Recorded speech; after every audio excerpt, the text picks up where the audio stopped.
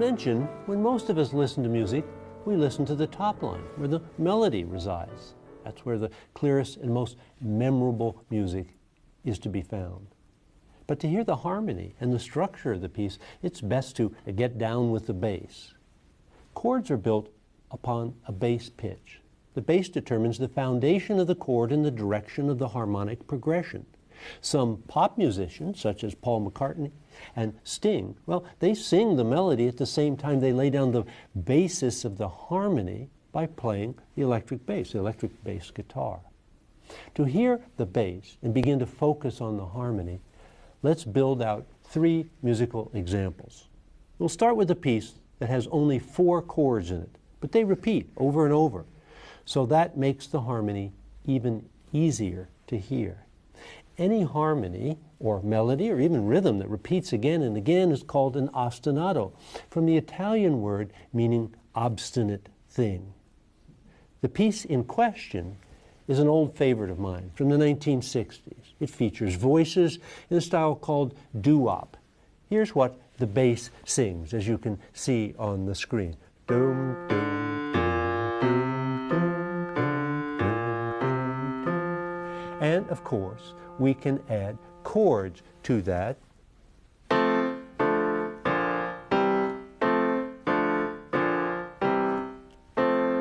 In that fashion.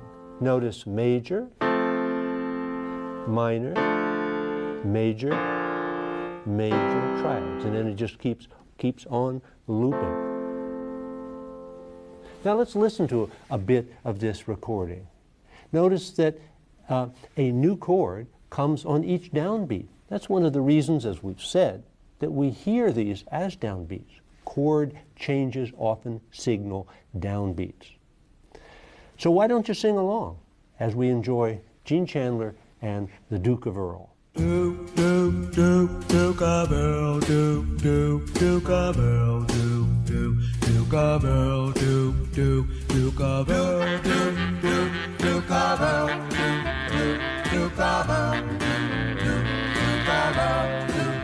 as I walk through this world, nothing can stop the Duke of Earl. And you are my girl, and no one can hurt you. Oh no, yes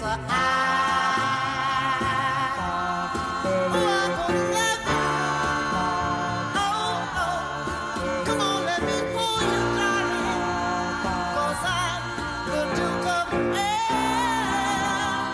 So yeah. Great fun. All right, so you're now fully qualified to join an a cappella, a doo-wop group, because you can sing the bass line and track the harmony. But let's move on to a more complicated example of hearing the harmony from the realm of classical music.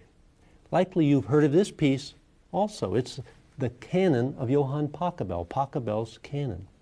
The term canon in music is simply a fancy word for round, a piece in which one voice starts out and then the others duplicate it exactly, as in the well-known Three Blind Mice or Row, Row, Row Your Boat. With Pachelbel's Canon, we have a double delight, because although there is a canon or round in the upper 3 parts, the canon is supported by an ostinato bass underneath, a harmony that repeats again and again. Let's talk first about the bass. Here it is on your screen at 1 pitch level, but I'll play it actually at a pitch level that Pachelbel wrote it.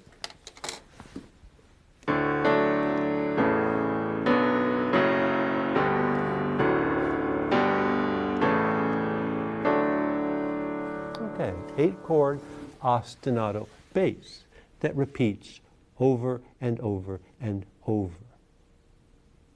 So let's now focus on the upper 3 parts of the score. Again, it's produced courtesy of our California friend, Steve Malinowski. You don't have to read or understand the specifics of musical notation to get a sense of what's going on here. Pretty simple. One voice, the leader, starts out, and then the other voice follows follows along immediately thereafter at the time interval of one measure, playing exactly the same thing in terms of rhythm and pitches as the leader, and then the third voice comes in and does the same. That's what creates the canon, or the round.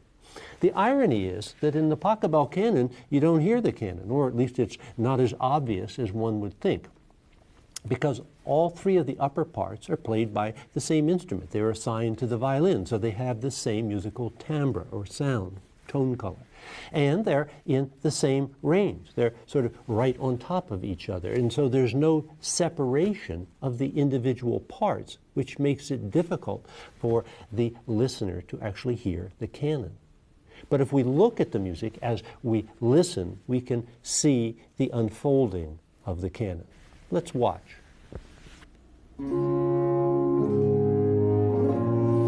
Bass line with implied harmony being played above. Now, leader voice.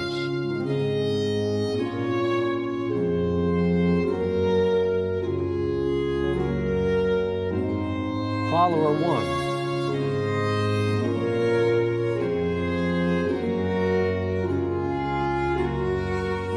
Follower 2, as leader goes on to play quarter notes,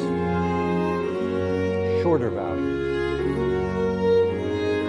Follower picks up the quarter notes.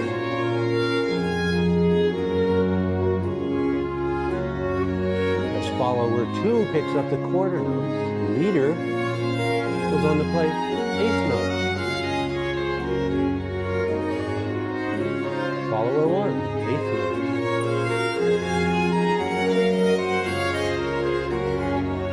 Follower 2 picks up the eighth notes.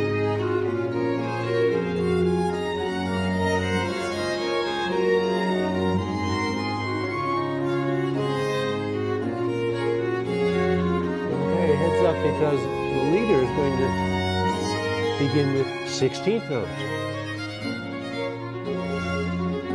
Gives the impression, the oral sensation, that the music is gathering momentum, even though the tempo is completely stable, completely steady, as you can see by the pulsing of the notes above. Finally, the most sophisticated example yet of harmony, a piece by JS Bach, a prelude for keyboard. Here, ironically, there's no melody. There's just a harmony.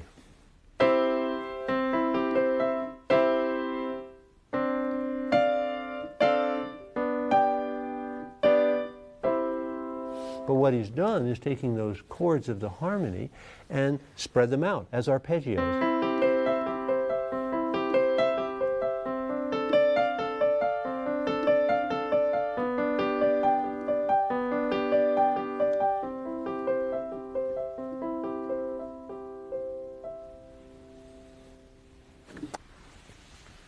This independent harmony does not repeat. It's not an ostinato bass harmony, as in our previous two examples.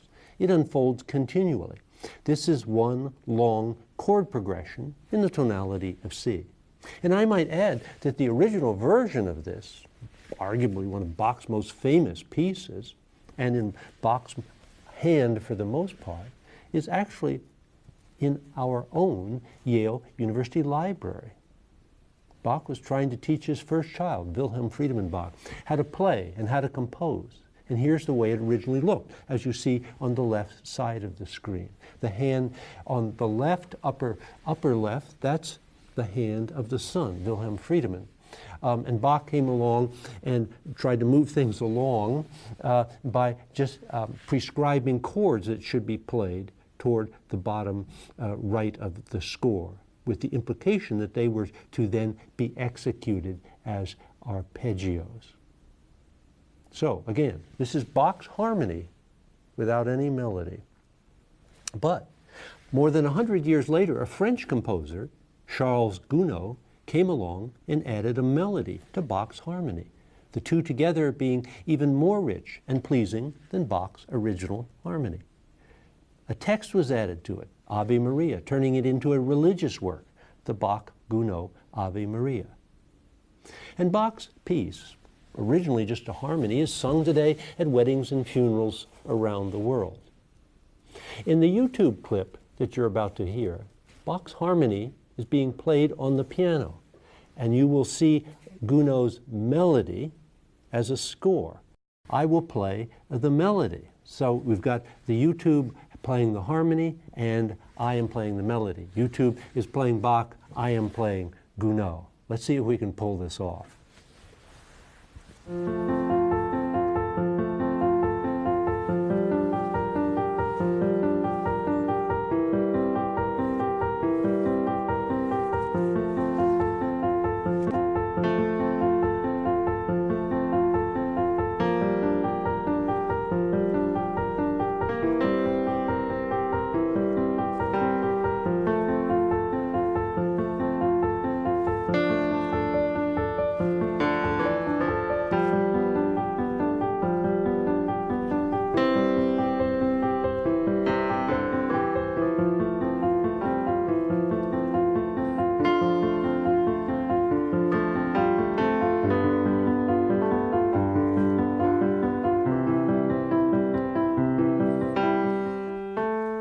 Darn, almost a shame to stop, but we've got to.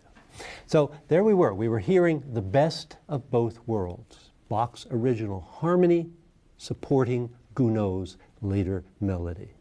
Pretty amazing.